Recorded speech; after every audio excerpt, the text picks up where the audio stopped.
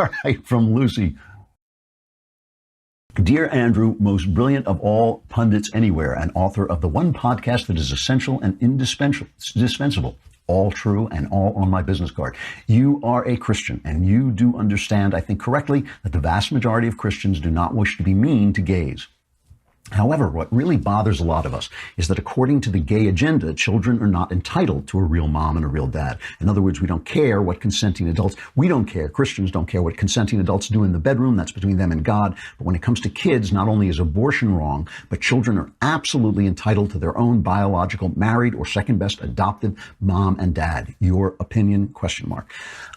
First of all, as always, you have to distinguish between gay people and gay activists. I mean, they're entirely two different things. Same thing with black people and black activists, women and feminists. You know, these things are not the same. And that has been, you know, when you talk about how the left controls the narrative, that's the narrative. The narrative is that these are all the same, that the Dan Savage who sells his disgusting anti-God bullying agenda, that he is gay people.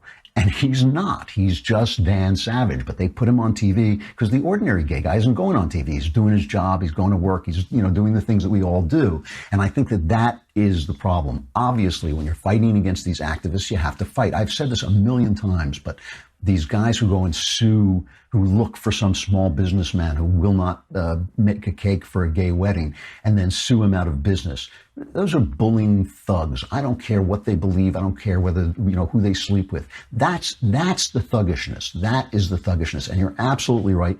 Most of the Christians I know at this point, you know, are just like, hey, you know, I may believe it's a sin, but that's your problem. I'm not here to judge your sins. And we are not here to judge other people's sins. That is absolutely true. So all I would say about this is, yes, of course you're right. The best case scenario for a child is a married biological mom and dad. Studies show, you know, I think it's wonderful when people adopt children who need adopting, and when they marry somebody who has a child and take care of that child as if it were their own. But studies show that people do the best they do is when they have a biological mom and dad in the home, staying together.